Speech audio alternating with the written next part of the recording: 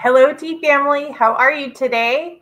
Welcome to our live. We're going to be doing questions and answers today, and I have quite a few people who have reached out, including a last minute question that I just received today. And we're really excited to be able to answer them. And then, obviously, if you have any other questions that you would like to ask along the way, please feel free, put it in the chat or the comments, and I'm happy to answer them live. No preparation necessary. But also, meanwhile, say hello, say hi. Let me know what kind of tea you're drinking tonight. Tonight, I'm actually going to be making some Nautical Twilight. It is our ginger hibiscus, caffeine free. And why am I making that blend today? Well, it happens to be my handy dandy's assistant's favorite. And it's Father's Day, so I thought I would make his favorite on Father's Day. So, here we are. That's what it looks like. The ginger, hibiscus, lemongrass, and a little bit of orange peel in there. Round out this herbal blend. Now, because this is all herbal, there's actually no Camellia sinensis tea itself in there, no actual tea. It is considered an herbal tisane. And the herbal tisane is caffeine free, which is always really, really nice. Now, this ginger hibiscus is really good if you have a slightly upset stomach or anything like that. Perfect tea to pull out at that point in time. It's got a nice tangy freshness to it. And so that is what I'm going to be making. And so Handy Dandy Assistant already has me all set up with everything I need. Fortunately, this is out of our stash and not going out to you. So any of the teas that I use while we demonstrate here, because I touch them oftentimes, they do not go out and get used because I've touched them with my bare hands, and so we don't. But this is our Nautical Twilight. It actually makes a really beautiful color, and that comes from the hibiscus. So if my handy dandy will give me 3 minutes on the clock, please. We had previously boiled the water. Because it isn't herbal, we can go ahead and boil our water. And hello, Miss Kim, who's drinking Emerald Garden. I like it. There we go. And handy dandy assistant's drinking pink lemonade, but that it is a little warm outside. And Diane is drinking Highland Dawn. That's awesome. So we are going to be talking about different things today. While I'm waiting for this to brew, the number one question asked. Stephanie's here with us, and she's got chai tonight. I am not surprised that she's enjoying. But is it a chai latte or is it just chai, Stephanie? Which one is it? Oh, if it's Stephanie, it's definitely going to be onyx chai. It's not going to be ruby or jade. It's going to be the onyx chai that she's drinking. I'm just interested to see if she is drinking it iced, hot, or as a latte today. So that is where we're going. She's just the chai tonight. She's not doing the latte. There you go. So she's just drinking some nice onyx chai tonight. That's awesome. There you go. See, I knew, Stephanie. I know that you are an onyx chai kind of gal. But how much longer do I have on the clock, handy dandy assistant? A minute and a half. Okay. So we're going to go ahead and we're going to answer our very first question of the night. And it is actually the most Googled question with regard to tea.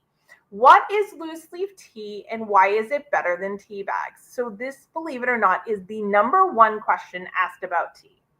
And as I said before, loose leaf tea, it is made from the whole leaf or larger pieces of tea, whereas what goes down into that series of sieves, you end up with the dust or the fannings, the very, very bottom of it, the leftover, so to speak. So they kind of pick out the good stuff first and you get what's left over. And that is going to be the tea that goes into the tea bags is going to be higher in caffeine, but it's also going to be much more bitter because it's higher in tannins, which produce the tannic acid, which is what makes tea bitter. Higher quality leaves are going to give you better control over strength and steeping. Loose leaf tea versus bagged also allows you to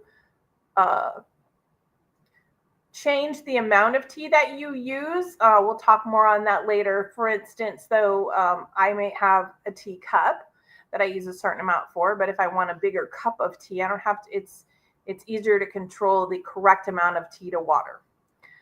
Oh, I hear the alarm in the background. So now we'll pull this out because this can be brewed 3 times. Just add a minute. And if you can see, that has this beautiful rose-like color from the hibiscus. I am going to let it cool for a second.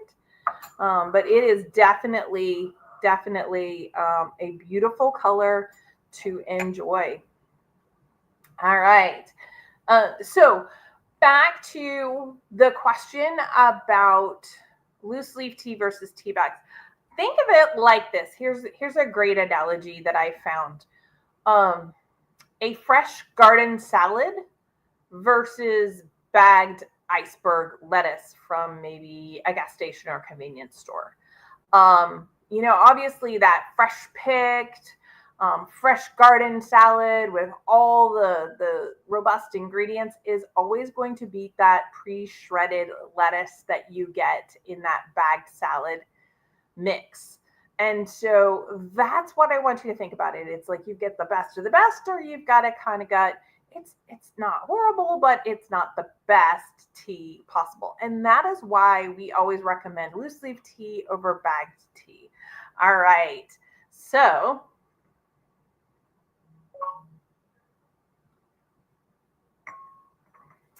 delicious. So when I'm drinking this Nautical Twilight, I get the orange balances against that hibiscus, and it just you get that ginger tone to it, and so it's just a really delightful, almost fruity type blend. But it is not a sweet fruit; it is more of a tangy fruit kind of a blend. Really, really delicious. Now you could also drink this iced, heat it up, let it cool. It's really fun to use as an ingredient for teas and different things, iced teas or mocktails or things like that. So let's move on to our next question. And that is, how can I make my tea stronger without making it more bitter? And I'm going to say use more tea for your cup. Don't brew it longer. A lot of people will say, well, I just brewed it longer so it would be stronger. The problem is that the longer you brew tea, the more the tannins build up, therefore the more bitter or acidic it becomes. So instead of using 2.5 grams or 1 teaspoon for every 6 to 8 ounces of water, you can add a little bit more. Do a heaping teaspoon or 1.5 teaspoons. 3 grams per 6 to 8 ounces of water. You're better off using more tea, steeping it for the correct amount of time at the correct water temperature, and enjoying it like that. Now, remember, green tea burns very easily, so we don't want to boil it. Anywhere from 170 to 180. I really like that 175 to 180 mark Fahrenheit. Whereas black tea, you could be anywhere from 200 degrees to boiling. Herbal teas are tough. They can actually take that boiling, and a lot of times you do it. So keeping that in mind, everybody, just add a little bit more tea, use a little bit more tea, and keep your water and everything else the same, especially your brew time. Otherwise, you are going to get a more bitter tea, not just a stronger tea. So a question that we had. So Stephanie, you prefer the stronger flavor, and how do I use more tea? You can you could use less water, but typically I just add more tea. So instead of this being the perfect cup being a level, I might make it rounded. So those would be the ways to do it, and to have that stronger tea, just use more of it. You could use less water, but most of the time I'm using the correct amount of water for whatever the cup is. So but that is another way to do it. So I do see that Diane has a question as I look down so I can put it up there for everybody. Is there an easy way to get wet tea leaves out of an infuser? So Diane, I have a question for you. Are you trying to reuse them for another batch of tea?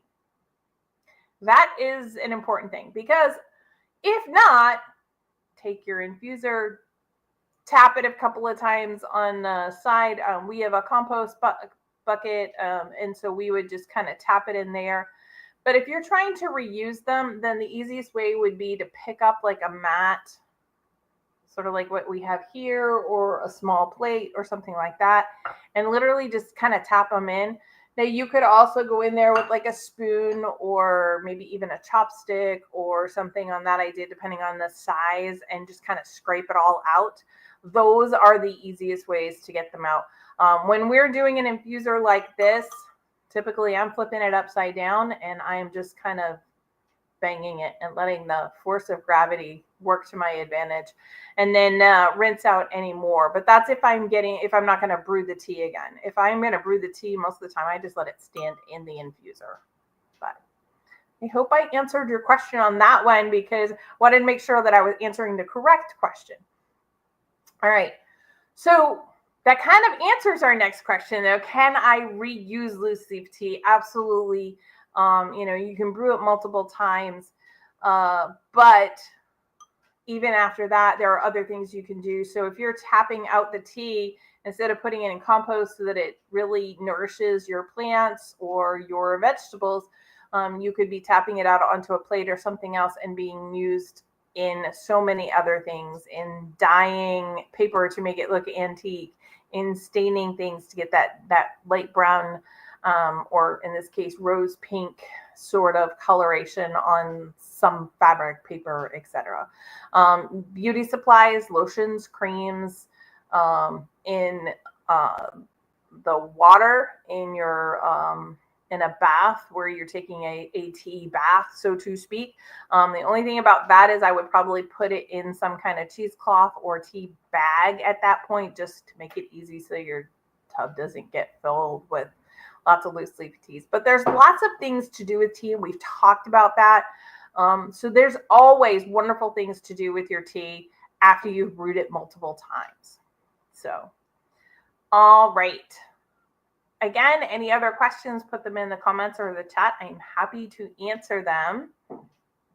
Okay, so what should I do if my tea gets cold? Well, if you are about taking a sip like I am, and then your phone rings or something happens. I know when I was in the office at work, it was really not, I would make my tea, I would sit down, I would get like maybe one sip, maybe two, and then I'd get a phone call, I'd get an email, I'd have something happen, I'd have to pop up. And by the time I got back to my tea, it was cold. Even, especially if I have it in a cup like this, as opposed to like a thermal cup, to go. But even that, sometimes it would be hours before I would get back to my tea, and my tea would be cold. And so you do have some options. Can you microwave it? Yes, but I wouldn't really. I mean, microwaves are not the greatest inventions for certain things. They kill a lot of the good components and things in so many of our foods that, if you know me, you know that we do not cook in our microwave like so many people do. Like, we do it to reheat. Have I reheated my tea in there? Yes. Typically, I'm only going to hit for like 20, 30 seconds max. It's not my favorite choice. Now, if you want the absolute best choice, you're going to put it in a small saucepan and just over a low heat and heat it up. You'll get a much smoother taste that way. And so that's one of the best options, but not everybody's near a kitchen. Not everybody's near a stove. Not everybody can kind of do that, but that would be the best way. The other option you can do is go from the hot tea, go and turn it into an iced tea. And you might be adding, give it a little something special. It could be some seltzer water, some sparkling water, maybe a sprig of mint, some lemon juice, some water. Maybe you squeeze out a strawberry or some throw a piece of some mango juice or something else in there, and you make a mocktail or you make a flavored iced tea out of it.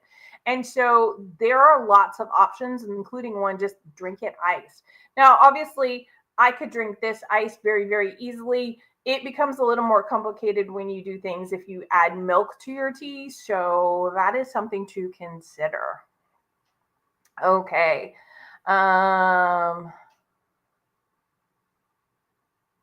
Okay. I'm just trying to see if there were any other. I see Kim says that she also lets the last one soak in a cup till they float out. Once I'm done with that, she puts it in her the dishwasher really hates when I let them languish and get stuck. Yes. We typically, so once I've done that third brew, I literally will take it out of my cup. I will put it in the infuser. I will literally walk over to our compost bowl that we keep, and I will tap it out right then where it's wet, and it's very easy. And I will say most of it comes out. And then if I think about it, now that I have a little more time, I will rinse out the rest of it in the sink where we have a garbage disposal. But there's usually not a lot left in there. So, okay. So Diane says she only has one infuser, and after 3 brews, she wants to change the flavors and don't want to wait. I want to tap it into the compost bucket, but I end up fighting the last 7 to 7 leaves that refuse to let go. Yep. I understand that. I will rinse it. I will hold it upside down, and you can have it so it won't go down your sink drain, and just use water. But that's my best tool for getting those leaves out is banging it so that most of them come out right away, and then also running the water through to kind of push the rest of it through. Rich has used, he put the idea in here, an old toothbrush. Obviously not one we use for teeth. It's actually one that we use to scrub on dishes and things like that.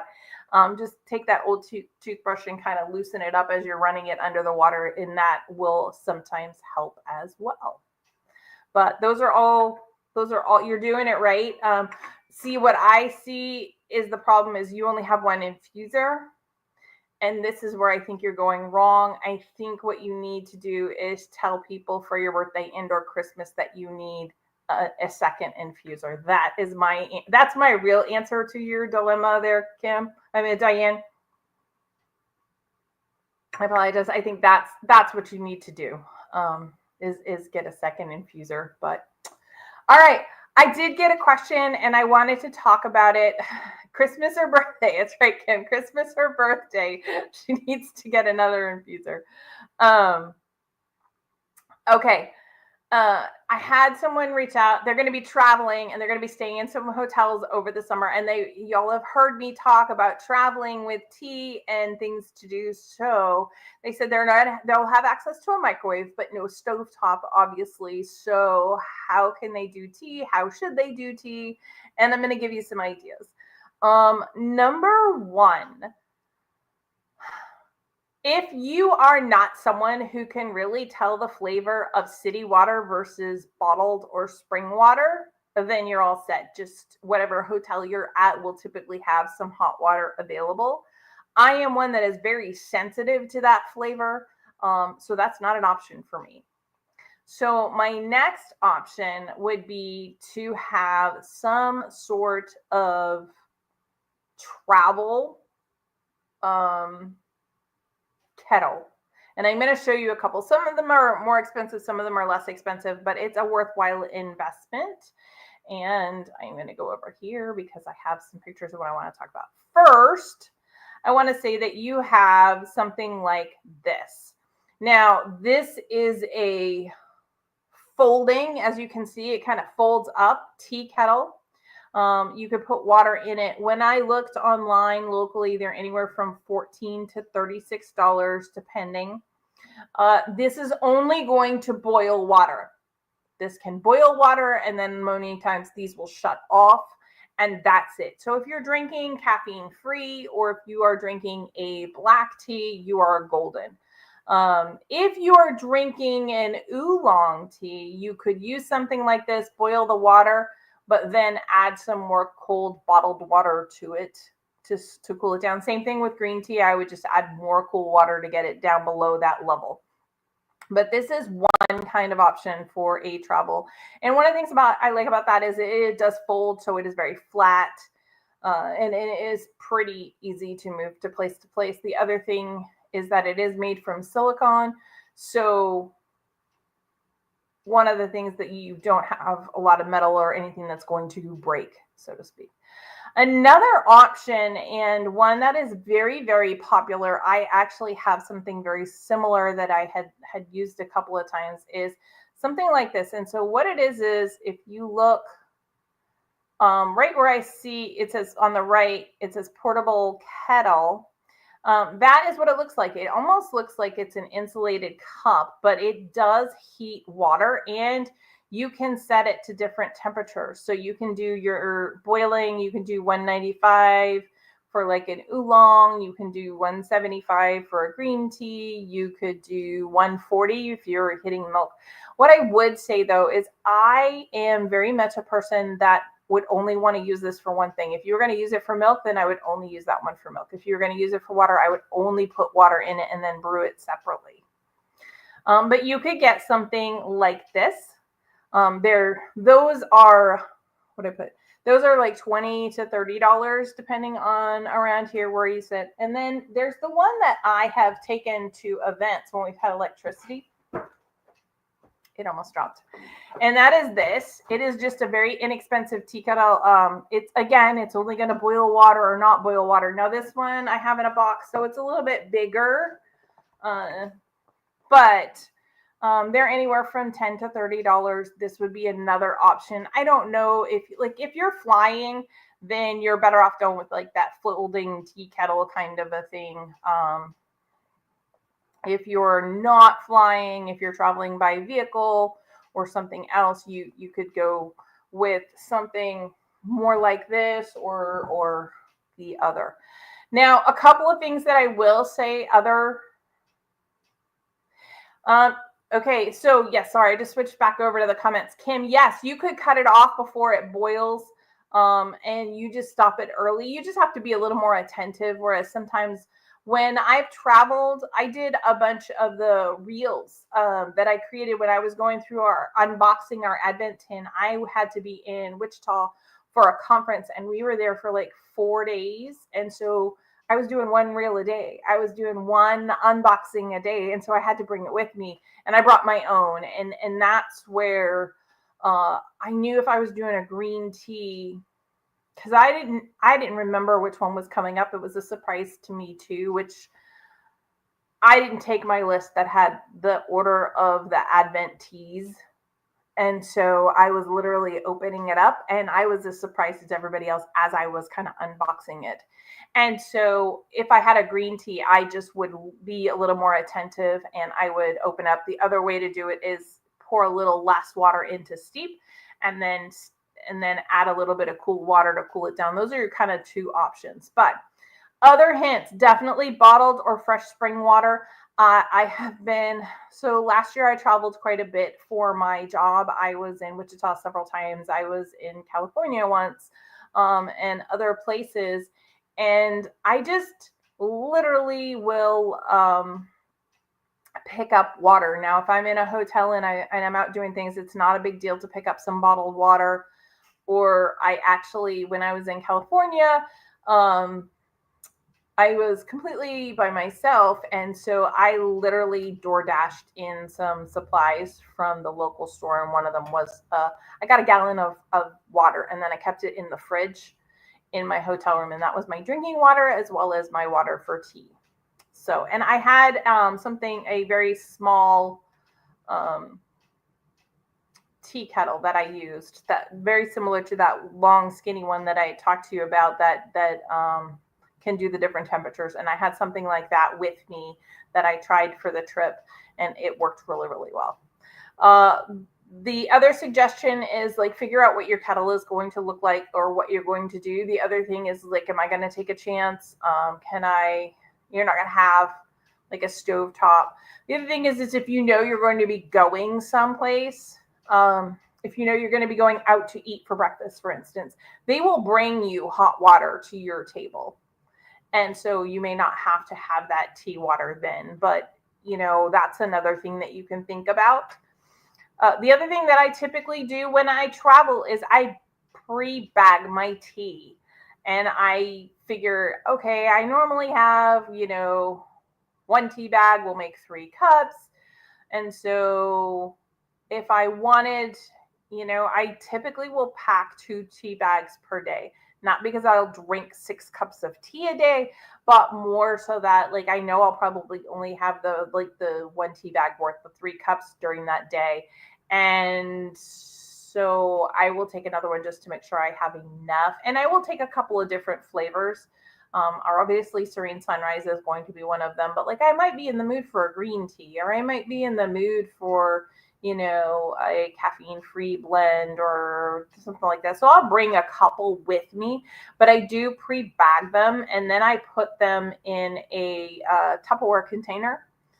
Tupperware type Rubbermaid type container where I'm sealing them off, and then I just put them in. If I'm flying, they're going in my carry-on bag. I'm not going to lie, and I have not yet had an issue with security on my flights with that. But if I am traveling, I keep those handy because tea is important to me. So those would be some of the things and the ways that I would answer that. I would say pick which one. And if you wanted some more information, that person can feel free to text me after, and I will be happy to share, like specifically what I used, and maybe even point you in the direction where you can pick one up and be able to use it. So, okay. So next question, how do I store loose leaf tea to keep it fresh? This is awesome question. So tea has basically 4 enemies, if you want to think about it like that: air, light, moisture, and heat.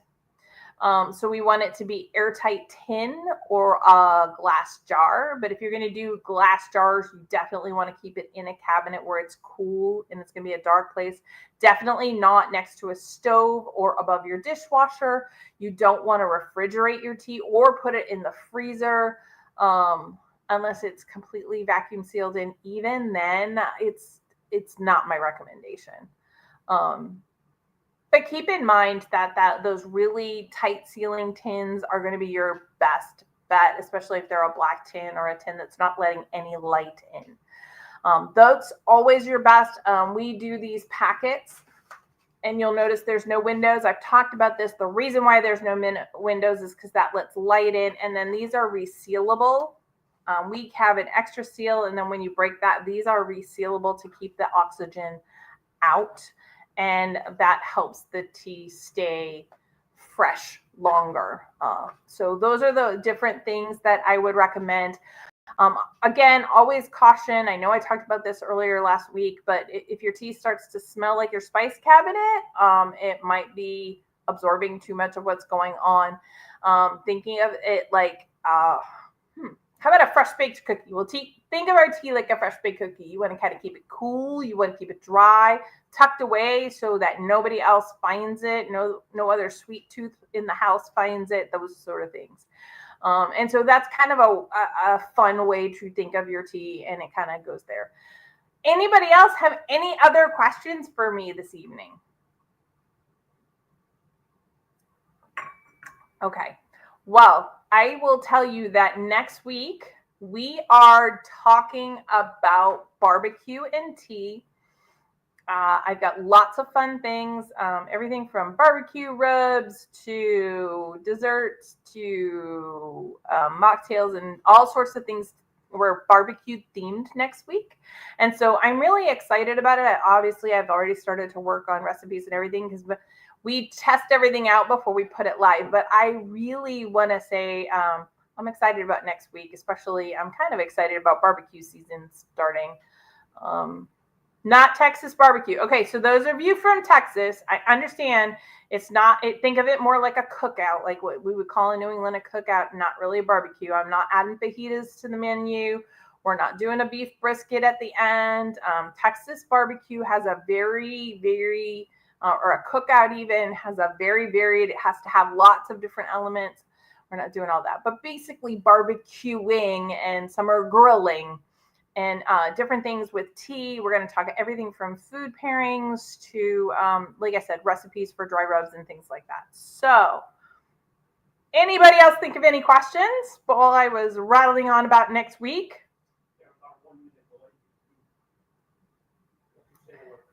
All right. Well, I am giving you all just an extra second. I appreciate everybody coming tonight. I hope you had a great Father's Day to the fathers out there, and you got to spend time chatting with the everybody. And I hopefully you all learned something about tea. Now, remember, you don't just have to ask questions on the Q&A lives. You can ask them at any point in time. I'm happy to answer them.